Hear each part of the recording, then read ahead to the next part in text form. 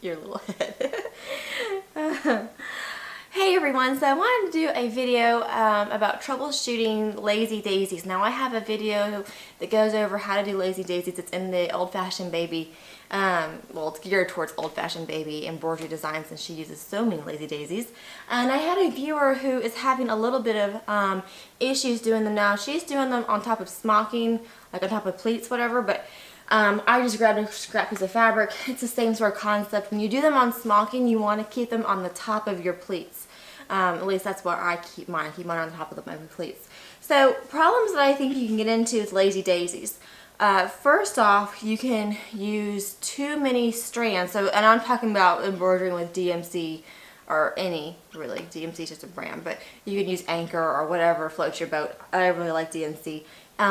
Regardless, if you use too many of those embroidery floss strands, you know, it comes in a pack of, or it comes in 6 strands. If you use too many at once to do a too small of a lazy daisy, then you're not going to see the inside of that lazy daisy, and that's what the viewer's having issues with. She's having issues with basically the inside of her lazy daisy not really having any space. It's just kind of all fabric, or not fabric, you know, floss. I'm gonna have some more coffee.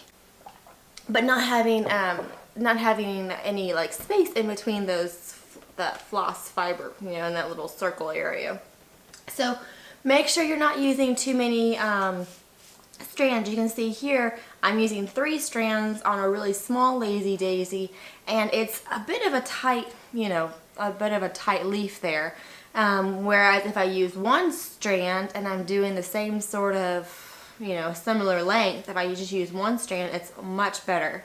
Now, then a little trick, same thing using 1 strand, but a little trick if you want it to be a little bit more open is that you don't, you know, typically with a lazy daisy, or not typically, with a lazy daisy, this is how it's defined, is you go up, you know, you have your initial part where you go up, and then you go, you can go through that same hole, or you can space it off a couple threads. If you space it off a couple threads before you go to the next one, like at that end point, if you space off a couple threads, then you're going to have more of a gap.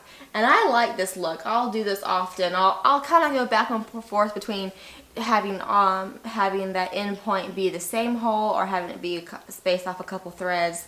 I think it looks kind of cool, and you can see I'm also doing that space off couple threads on a bigger lazy daisy with 3 strands, and I just think it gives it a good look. You know, the more you have it spaced off, the more of a gap, and then you can see how that compares with having the end more at a point as well.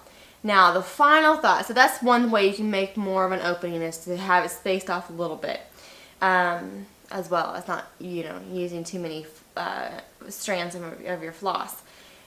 The last bit I want to talk about is how you pull your lazy daisy can make a big difference. So with this first one, I'm going to do 2 lazy daisies now. Both are going to be with 1 strands, but it applies with whatever. But I'm using 1 strand for the example. And you can see this first one I pull at an angle, like off on my fabric.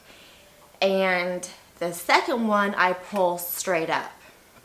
That's the only difference. I mean, I try to make them as similar in length as possible. I was working with a sleeping baby in the carrier and around a tripod, so it's not the easiest, but I try to make them fairly much the same length.